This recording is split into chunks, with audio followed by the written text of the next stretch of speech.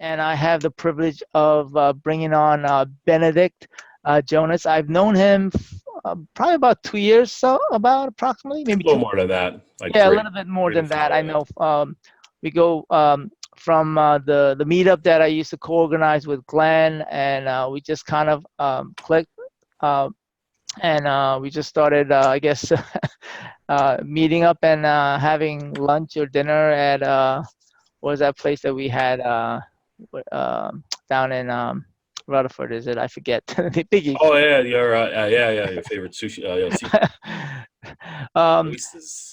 Yeah, so the goal for Real Estate Life 360, and this is something that I've created in 2019, and is to bring you local investors, local people that are actually, I mean, not necessarily that are others, that have more experience, but I want to bring people that have, you know, that are doing this full time and that have experience and are trying to build a business and scale the business. And so Benedict is somebody that have completed, I think you said, like around 17 projects, and you're currently working on Well, yes, it's a mixed bag. I have 17 going. Well, total purchases 17. I have, as far as completed, I've done 13. all right, so cool. And his company is New Jersey Local Homebuyers. And one of the things that I respect about Ben is that, just like me, we have this abundant mindset. And so, what that means is that I don't think there's always a lot of deals out there. And it's, in a way, there's competition everywhere. But the fact of the matter is that we always work as a team, and there's, uh, a lot to go around. And one of the things that I wanted to connect with you also was because I think you went to a Tony Robbins, and that Tony Robbins, I think either a seminar or retreat or something like that. And Yeah, that, Unleash the Power Within. Yep. And so you came back and your voice was like, you horse. you lost your voice. Yes. So and I think personal development is very important, especially when you're growing a business. And so today I wanted to bring him in because he is going to be a contributor to Real Estate Life 360 as a rehabber, because I'm a wholesaler. I wholesale. I do short sales, and fix and flip is not my not my forte. So on that note, why don't you you know take it off, and just introduce yourself.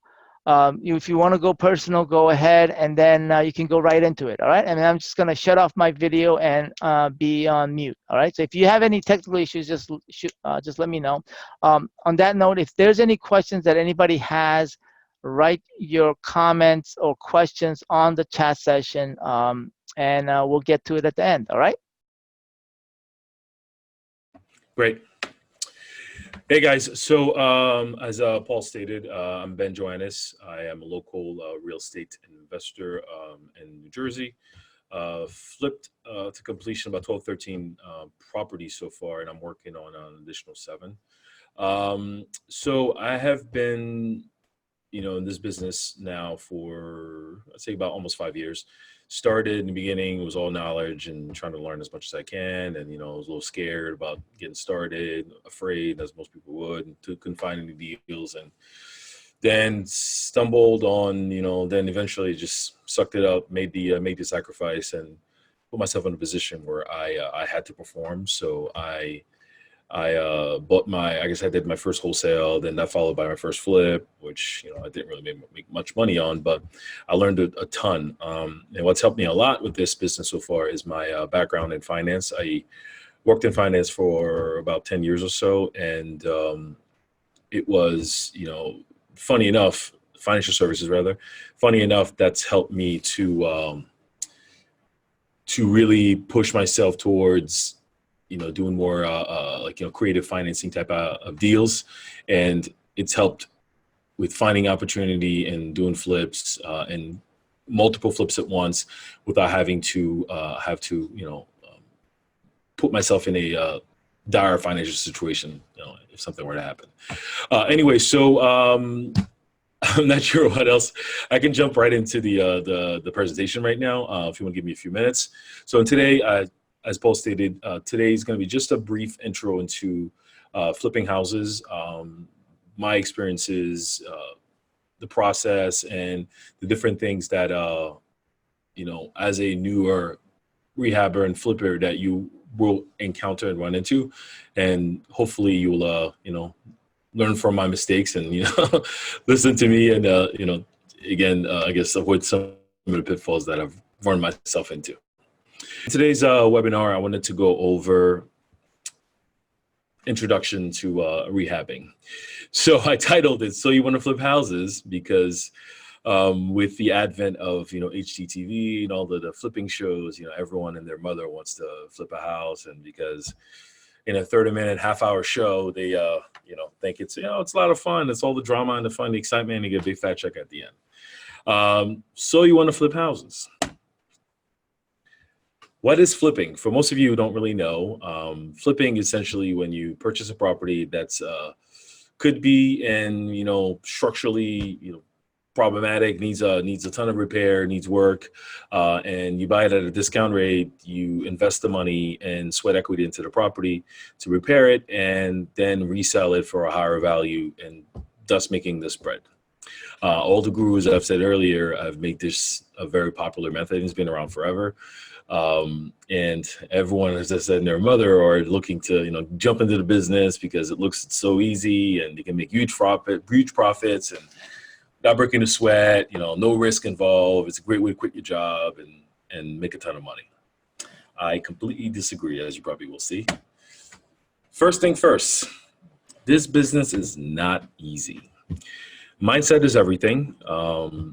You got to know why you want to do this, because you may run through situations, and I've experienced it myself, and I have plenty of my colleagues who've gone through where they start and a project is all well and good, hire a contractor, everything's smooth sailing, and all of a sudden contractor disappeared and he took you for $40,000 and you're chasing them, you can't find them, you're stressed, your spouse is looking at you funny. So these are all the things that along the way, if you want to do this business, you've got to know your why, and your why has got to be strong, because if it's not, you will get hurt and turn yourself away from this and regret ever jumping in, and so on and so forth. So with that, I say, know your why. Really be able to articulate at any point in time. Education is key. As Paul stated earlier, I'm big on that. I educate myself all the time. I go to seminars and do different things. Even if I take one key component out of one seminar, it's worth, the money I paid to be part of it. So education is key. Real estate's a team sport.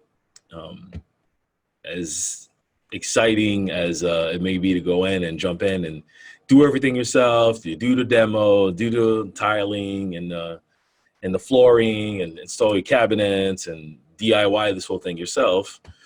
If you plan on making this a business, your time is just as valuable as your knowledge. So really understanding how to leverage your time, focus on the things you're good at and hire the rest. Without a team around you, it's not long before you'll get yourself in a tough spot and end up losing money. Flipping houses is risky, whether you're using your own money or you're borrowing someone else's money.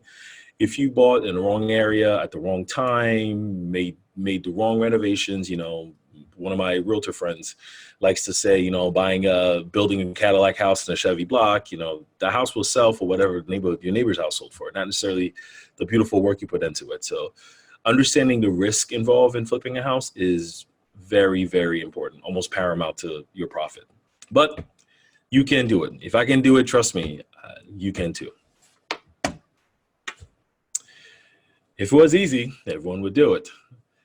The harsh reality is not everyone's cut out to be in this business. A lot of flippers, you'll run into seminars and whatnot, will, be there every weekend, read all the books, know all the process, know all the calculations, but they can never take the risk to get involved and they'll get scared and they'll get scared to basically do their first flip. They'll never, get off the ground. And as I said earlier, not everyone's cut out for this. If it's too much to handle, too much to do, it may not be for you, and that's okay. There's 1,001 ways to make money in real estate. That's the beautiful thing about it. So you can find another avenue into this business to get involved, still participate and make big profits, but not necessarily having to take the risk of flipping a house. Yeah. Know your why. Know your why, as I've said earlier. It's as important as, anything else, understanding why you're taking this course, understanding, what's your goals with flipping houses. Are you doing it because you want to quit your job and start, and getting financial freedom? Why are you here today? Really think that through. Is that something you really want to pursue? What caused you to start thinking about investing in real estate? Is it because you want to flip a few houses to take the money and start buying and holding? Or is it because you want to just quit your job or do it for fun as a hobby? Understanding why you're here is, again, paramount to everything else. Why am I here? I didn't want to work for anybody anymore. I worked a great job, made great money, but I wasn't satisfied. I wasn't fulfilled, and I wanted to be able to be the captain of my soul, and run my life the way I choose. Be free to do what I want when I want, with whom I want, without having to worry about how to pay for or get myself into debt for doing it. That's my why. So understanding yours will keep you straightforward and not in a position where you can lose money or be afraid or not take certain risk or be too afraid to take a risk and end up losing money because of it. Knowing that why keeps you protected. Education is key, as I've said prior. Knowledge is power, only when you apply it. So flipping houses requires knowledge, and requires knowledge in financial analysis, understanding what's a deal and what's not, how much money do you need to borrow at what rate, what real estate markets are doing in different areas, a little bit about real estate law, architecture, how to sell a house, how to design it so it can sell fast, managing the construction, knowing enough about the construction codes, project management, and accounting. Accounting is actually very, very important. Understanding the difference between the cash flow and profits, But luckily for you, it doesn't have to be all your knowledge. Really relying, as I said earlier, as in a team sport concept, understanding that, you don't have to know everything about real estate law and what's involved in buying a house and the different legal aspects of it. Hire an attorney for that. You hire an architect for that. You don't have to worry about how to design the house. If the architect can help, you can always hire a designer and help you figure that out. So accepting the concept of abundance and the team sport concept will reap massive, massive rewards for you. So embrace it. Never stop learning. Be a student all the time and share your knowledge whenever you can, which is why I'm doing this.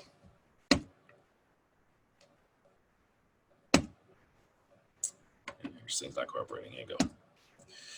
So now what? You've gotten the knowledge, you're starting to build a team. You think you are, you decided you want to start buying. Do you know where you're going to buy? Have you done the research? What's your buying criteria? Do you understand, the concept of 70% of the ARV minus the cost to repair, and that's your purchase price, right? And specifically, are you buying single families to flip? Or are you buying single families to hold?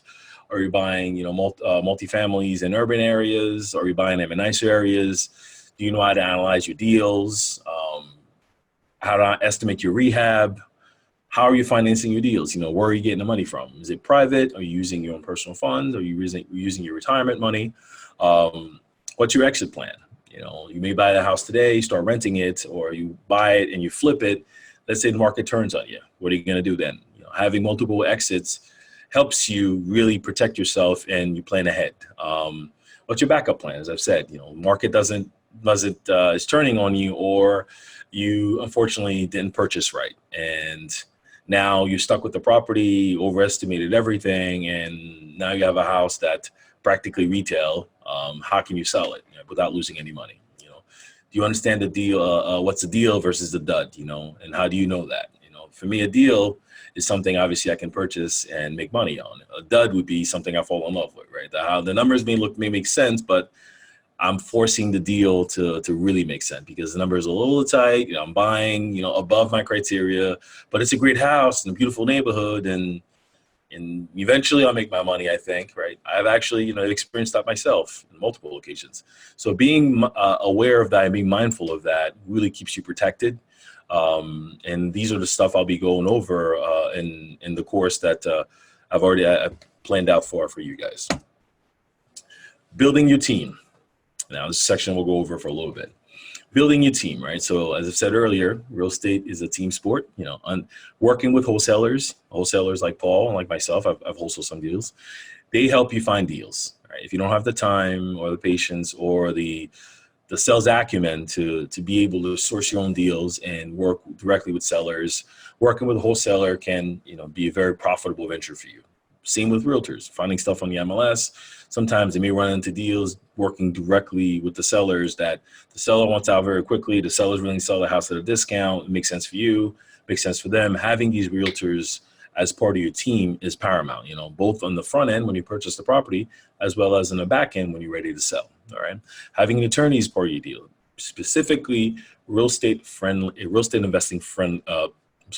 investor-friendly attorneys.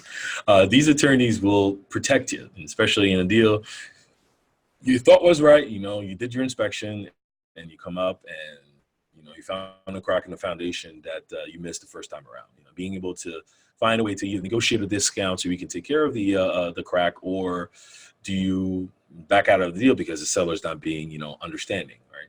Dealing with title agents, some parts of the country, they only use title agents. So now having, again, an investor-friendly title agent who can move quickly, being able to move in and out of a deal within, 2 weeks to 30 days is very important. And what's the cost of doing business with them? Sometimes you may have to pull title on the property before you buy it. So there may be some liens and other aspect of the deal that the seller may not be forward about, upfront about. So you have to be able to discover these things yourself to help you both in your negotiating as well as protecting you. And so you don't purchase something that doesn't make sense, that above your criteria.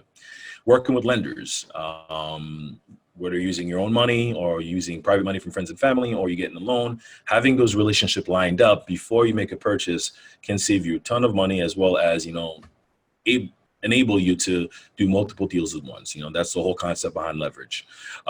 Working with experienced investor partners. And that's how I started. My first deal I did with a partner. I found the opportunity. I helped manage the project, and I didn't come out of pocket a penny. I didn't make a lot of money, but I leveraged my time and got a ton of experience out of it. Working with, mentors and coaches, paid mentor, or a friend or a colleague, someone who's done this before, is, again, be a student. As I've said, it's all part of the business to help you be better. Having relationship with home inspectors, these guys will be able to move quickly for you. They know what you're looking for. Then I can give you a big laundry list of stuff that's wrong with the property, and to try to scare you away from the deal, because you're buying a house that needs work. That's why you're getting the deal. So having those relationships with those guys who can come in quickly, get your report back, within a couple of days is important. Project managers. This is something new for me, and that's something I love. I'd love to share with you guys. Having a project manager, I think, is more important than hiring a GC. Anybody could be a GC. I got my license as a GC in the state of New Jersey. Just all I had to do was pay, $100 to the state and pay for my insurance, and that's it. There's no course, no construction knowledge required, and so on and so forth. So I think working directly with a project manager can help save you a ton of money, even though they cost money. In the long run, they'll pay for themselves, by exponentially. So these are people who may have been, retired home inspectors or retired building inspectors, or contractors with, 40 plus years of experience. They can come in and help you manage a project, keep your timeline, and as well as their interests aligned with yours, right? They're not, contractor who's going to sub everything out to his friends and family when, getting a really deep discount and squeeze you on your deal, even though he's hired people that may not be as qualified as he claims they are, right? So being mindful of that. Working with contractors, sub things out being your first deal, I always recommend that you do everything yourself. Right? If you have the time and frankly, the desire to do this, I highly recommend it. It's a great way for you to find out what things really cost, right? Sub everything out, sub the roof, sub the siding, get a company to come in, put in the windows, the floors, the, sheetrock, spackling, and painting, finish your work, the plumber, the electrician, the HVAC guy, sub everything out yourself and get multiple bids. My first time around, I remember the mentor I worked with for my first deal, he recommended that I get 10 bids. Now, sounds like that's a lot, and it was, but by doing so, it forced me to get really comfortable with asking, the tough questions. The first few guys I met with, they came in really high on their number, but contractors love to share, love to talk. So the more they talk, the more I listen and realize that they were sharing knowledge with me. So they're saying, well, this roof needs da da da da da, and the next guy I talked to, I'm like, I think this roof needs da da da da, and he's like, oh, wow, you're right. And the more I kept doing that, the more I learned and shared that, you need to believe, the first, let's say, 3-4 guys came in high, then 5, 6, 7 came in right around the price I needed, and 8, 9, 10 came in really low. That's when I knew, I go with the middle guy, because the guy who comes really low might be desperate and it may not do the job where it needs to be. So having had that experience helped me being able to really truly estimate my rehab cost and stay within budget somewhat. Having a relationship with architects, again, investor-friendly architects. Architects can take forever to get you plans. And if you're borrowing the money, you're paying interest, especially hard money, on average, anywhere from $75 to $150 a day on the loan. So every day that goes by is money out the window for you. So having a relationship with architects that are investor-friendly can help, really, really move your project along in a timely fashion. Designers and stagers. If you have no experience in designing a house or staging a house, I highly recommend you sub that out, because if you outsource that, let's say, to the contractor, you may not know what's selling right now, what's the in colors the families want, and the stuff that looks cool and can save you money in the long run. So having a designer really help you figure that out will save you a lot of time, frankly, because some of them will even get you a site schedule, which includes every single finish item you'll need: the sink, the scheme, the color scheme, the light fixtures, the outlets, whatever you need, and you have that all picked out. You can save a ton of money and time by buying early. You look for a sale, there's a July 4th sale, or there's a, what's next one coming up? Labor Day sale coming up. You can buy all the materials you need right then and there at a really, really steep discount, and you have it stored somewhere or delivered by this timeline, even though you won't need them for another 3 months. So these are all the different tricks you can use to save some money, and the designer can help you do that. Lastly, and again, that's something that after about 4 years of doing this, I'm finally clicking for me. Having a really good accountant and bookkeeper on staff, someone that you can rely on and outsource all the bookkeeping for you, unless you're super analytical, which I'm not. I think outsource that, have the person really mine every dollar and penny, give you advice on how to separate your expenses in the long run will, save you money, because at the end of the day, you do this project, you say it was $50,000, but you didn't factor all the driving, all the extra money that you may have spent, $20 here, $10 there, all adds up over time. And you thought you made 50 grand on that deal, and really, you only made 25. So having a bookkeeper to keep yourself in check will help you, especially come tax time, keep track of your project and your cost overall.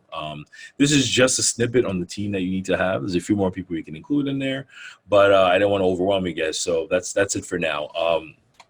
We can add some more later.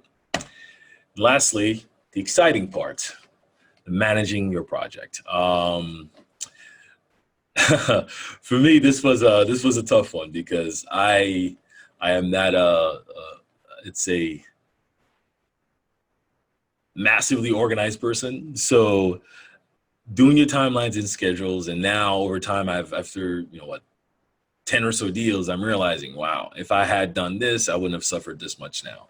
So timelines and schedules are very, very, very, very, very important. talking here, make sure you have, your plans, and maybe even before you close, your permits, and at least your demo permit in before you close. There's different tricks you can do to do that, because it's going to save you a lot of time. On average, to get plans, as I've said, your architect can take anywhere from a month to a month and a half to 2 months. That's, again, 60 days at $100 a day. That's $600. That's $6,000 you just lost. So you have to really, really keep those things in mind. So being able to plan ahead is paramount. Having your permits in timely fashion, staying on top of all the subs, the plumber, the electrician, the HVAC guy.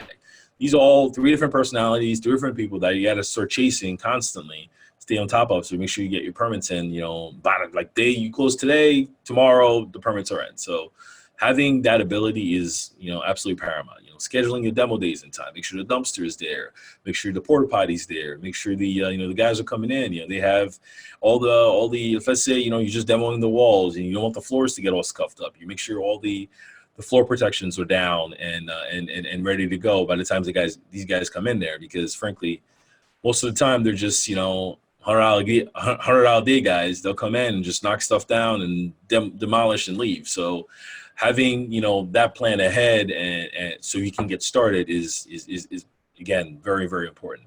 The rough ends, scheduling everyone in time, plumber always goes in first, then you have the HVAC guy, then you have the electrician, and they all have to cooperate with each other because one guy's schedule is different than the other. So being able to schedule all that stuff in, and then from there, making sure you schedule your inspections in time, because, in most cities, most towns, you don't have a lot of inspectors. So you could be scheduling an inspection for today, and the inspector doesn't come in until 2-3 weeks from now. So having an idea of when to do this stuff and being able to communicate with all your subs is important. The materials, who's buying it, who's buying what, and when will it be delivered. Having all these schedules in place in a timely fashion can help save you a lot of money. If the materials are delivered late, the electrician's not going to work, or your finisher's not going to do anything. He's got another job lined up right after this one. So schedules are everything. You can secure the work site. You've spent all this time, money, invested in a certain property, and if let's say it's not in a not so great area, but you make a great profit on it. If you don't secure the property, make sure the doors are locked, so kids don't come in and steal stuff out of there, or just spray paint just for fun. Homeless folks don't come sleep in your property. It's happened to me a lot. Last one was actually a homeless guy. He was very nice about it too. He left it clean, but he come in, just opens the door and goes to sleep and packs his stuff in the morning and leaves. So securing the property is important, because if it's forbid, if you have someone who wasn't supposed to be there, stay at the property, and the fire starts and something happens to them, believe it or not, you're responsible, because you only have a builder's risk insurance on the property. So having all that stuff set up is important. And lastly, the closeout. You've done it all, you've finished it all, you're excited to put the property on the market, but remember, you got to close out your permits. The city's not going to tell you that. So go there, make sure everything's paid, make sure everything's closed out, because that can hold up your closing. After you listed the house and you're ready to sell, the buyer does the home inspection and go to the city to get the Oprah report, and they're telling you have 5, 6, 7 different permits open, and only 2 of them are yours, because you didn't do that when you bought the property from the seller. So having that stuff done way before you even list is, again, paramount. And from there, off to sell, stage your property, and put it on the market. So that's really about it for me for now. I have some additional resources I've included there. Obviously, we have Real Estate Life 360, Paul's subscription education platform. It's great. You have a lot of local guys on there, and Paul, as I said prior, is a great guy. I've known him for a while. Another site that I've used and when I first started was Bigger Pockets. It's a forum very similar to this one, with people all over the country, where you can learn a bit about it. You have the Rehab Evaluator that I've actually used myself. I use it till this day. It is a subscription platform, but it's great for calculating deals and creating presentation for your private lenders if, let's say, you're raising money to do a flip. Some of the books I've read and recommend: The Millionaire Real Estate Investor by Gary Keller. Great book. It actually reads like a textbook. So bring a pen and some highlighters and read through it. Think and Grow Rich, great mindset book. Any business owner I know has read this, and it's really, really big on, I guess, the secret universe provides type of thing. Book on Investing with No and Low Money Down by Brendan Turner. It's another great book. And the one on Flipping Houses by Jay Scott. So that's it for me for now, I guess, Paul.